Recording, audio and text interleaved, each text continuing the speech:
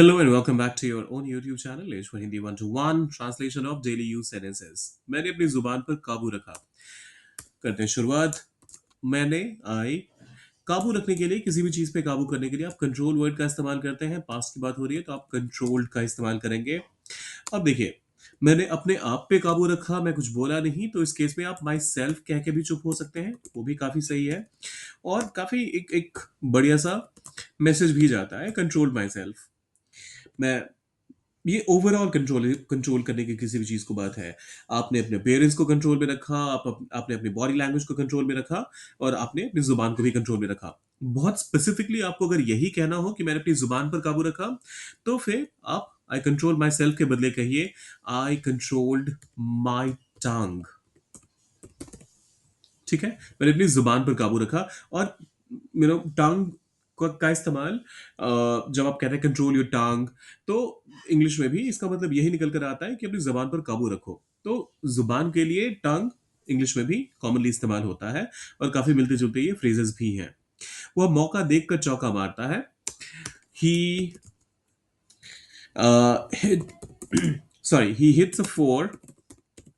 अब ये देखकर आप लोग सरप्राइज हो रहे होंगे ये मैं क्या बोल रहा हूं, लेकिन आईपीएल का सीजन चल रहा है। तो ऐसे में जब आप हिट अ फोर का इस्तेमाल करते हैं तो क्वाइट लिटरली आप कह रहे हैं कि किसी ने क्रिकेट में मौका देखकर चौका लगाया। ही हिट्स अ फोर। और यहां पर मैं हिट्स अ फोर का इस्तेमाल कर रहा हूं क्योंकि ऐसा एक पैटर्न की बात करी जा रही है। वो हमेशा ऐसा करता है। So he hits a four when he gets the opportunity. Gets the opportunity. ठीक है, ये तो हो गया लिटरल। लेकिन अगर आप ये एक एक मेटाफोरिकल वे में कहते हैं तो उस केस में आपको कुछ यूं कहना पड़ेगा।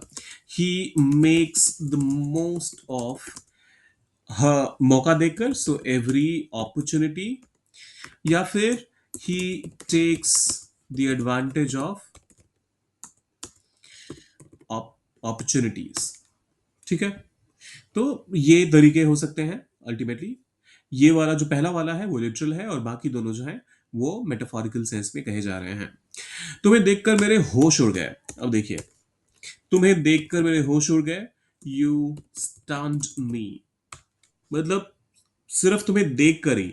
अब यहां पर तुम्हारी खूबसूरती की, तुम्हारी ब्रेन की, तुम्हारी इंटेलिजेंस की, तुम्हारे अपियरेंस की, तुम्हारी क्लोथिंग की, उनकी बात ही नहीं कर रहा मैं। Just about the fact that you are there, बस वही देखकर मेरे होश उड़ गए। तो इसमें आप यू स्टन्ड मी का इस्तेमाल कर सकते हैं। आप बहुत ज्यादा स्पेसिफिक होके कहना चाहते हैं तुम्हें देखकर मेरे होश उड़ गए। I was stunned to see you. एक तरीका यह भी हो सकता है। अब तुम्हें तुम्हारी खूबसूरती देखकर अगर यूं कहना हो तो आप कहेंगे I was stunned to see your beauty, your attire, मतलब जो कपड़े पहने हुए थे आपने। या फिर योर कॉस्ट्यूम, कपड़ों के लिए आप कॉस्ट्यूम वर्ड का भी इस्तेमाल कर सकते हैं। तो इतने सारे ऑप्शंस हैं और हर बार एक कुछ नया मैसेज आप कन्वे करेंगे। Your intelligence. तो डिपेंड करता है कि आप क्या कहना चाहते हैं और उसके हिसाब से बस वो वर्ड को प्लेस कर दीजिए और बन जाएगा आपका पूरा का पूरा ट्रांसलेशन।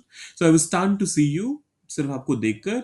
लेकिन अगर आपके किसी फिजिकल एट्रीब्यूट्स को लेकर के या फिर आपकी इंटेलिजेंस को देखकर मैं स्टन रह गया तो आप उस चीज को भी कह सकते हैं। उसने बड़े ही प्यार से मुझे समझाया। ही एक्सप्लेन्ड इट। अब इसमें क्या गड़बड़ करेंगे बहुत सारे लोग, वो कहेंगे ही एक्सप्लेन्ड मी। अब देखिए, अगर आप कहते हैं ही एक्सप्लेन्ड मी तो ऐसा लगता है कि उसने मेरे बारे में किसी और को समझाया या फिर मैं क्या हूं ये किसी और को समझाया। मेरा एक्सप्लेनेशन दिया जा रहा है, लेकिन ऑब्वियसली ऐसा तो हो नहीं रहा है। इससे भी खतरनाक गलती करते हैं लोग जब किसी चीज को साझा करने की बात करते हैं, मान लीजिए, या फिर सामने वाले के साथ बांटने की बात करते हैं और कह देते हैं I will share you my food. ओ भाई साहब, ये इतना गंदा लगता है सुनने में भी, प्लीज इसका ध्यान रखिएगा। आई will share my food with you, वो होता है तरीका। आई will share you my food क्या होता है, ये बहुत ज्यादा गड़बड़ है। और प्लीज अगर आप इसका इस्तेमाल करते हैं तो इसका मैसेजिंग बहुत गलत हो सकता है। So be very very careful. So he explained it to me, और कैसे, बड़े ही प्यार से, वेरी लविंगली। उसने सबके सामने मुझे नीचा दिखा दिया। ही, मुझे दिखा दिया। अब देखिए, ही शोड मी तो नहीं कह सकते आप, ही शोड मी डाउन, ये बड़ा ही अजीब सा हो जाएगा। इसके लिए एक फ्रेज है, जो कि, सॉरी, एक इडियम है, लुक डाउन अपॉन, जिसका मतलब होता है किसी को नीचा दिखाना या अपने आप को उससे श्रेष्ठ साबित करने की कोशिश करते रहना, अपने आप को उससे बेहतर साबित करने की कोशिश करते रहना। So he looked down upon me, सबके सामने, इन फ्रंट ऑफ एवरीवन, हर किसी के सामने या सबके सामने। आप अगर इसका इस्तेमाल नहीं करना चाहते, इस फ्रेज का इस्तेमाल नहीं करना चाहते, आप कहिए ही ह्यूमिलिएटेड मी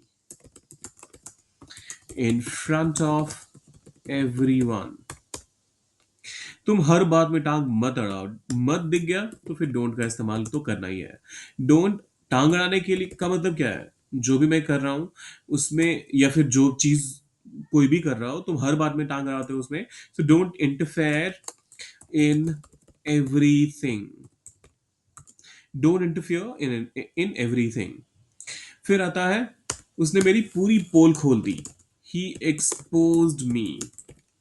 एक तो ये तरीका हो सकता है, या फिर आप बहुत ज्यादा स्पेसिफिक होके कहना चाहते हैं, ही एक्सपोज्ड ऑल माई सीक्रेट्स, मेरे जो राज थे वो सबके सामने खोल दिए। सो ही एक्सपोज्ड ऑल माई सीक्रेट्स। तो अलग अलग तरीके हो सकते हैं, मैसेजिंग सेम रहेगा। मुझे उसके इरादों पर शक हो रहा है। अच्छा, ये वाला हमने पहले भी कवर किया हुआ है। इरादों के लिए आप इंटेंशंस वर्ड का इस्तेमाल करते हैं, और जो शक होने की बात होती है, तब आप डाउट वर्ड का इस्तेमाल करते हैं। अच्छा हाँ, ये ध्यान दीजिएगा, बहुत सारे लोग जब कभी सवाल होता है तो उस केस में भी डाउट का इस्तेमाल करते हैं। I have a doubt sir. Doubt on what? Your teachers capability, obviously वो तो आपका इंटेंशन है, हो नहीं सकता। आप कभी भी आप सवाल पूछते हैं तो इस इंटेंशन से नहीं पूछते कि सामने वाला जवाब नहीं दे पाएगा, खासतौर पे अगर कोई टीचर है तो ऐसे में डाउट वर्ड का इस्तेमाल मत किया कीजिए। आपको अगर कभी कभी कोई सवाल हो किसी टीचर से, तो कहिए I have a question, I have a query, I am confused about something, I have a confusion on something. लेकिन डाउट वर्ड का इस्तेमाल करने से आप, जैसा मैंने कहा, इसका लिटरल मीनिंग होता है शक करना किसी पे। So I doubt that you'd be able to answer my question, अगर आप ये कहते हैं तो फिर तो शायद सही है, लेकिन ऑब्वियसली जैसा मैंने कहा, ऐसा इंटेंशन किसी भी स्टूडेंट का नहीं रहता है। मुझे इसके उसके इरादों पर शक हो रहा है। इसको कीजिए ट्रांसलेट, डालिए उसे कमेंट बॉक्स में, और जाने से पहले सब्सक्राइब, लाइक और शेयर करके जाइएगा। मिलते हैं जल्दी।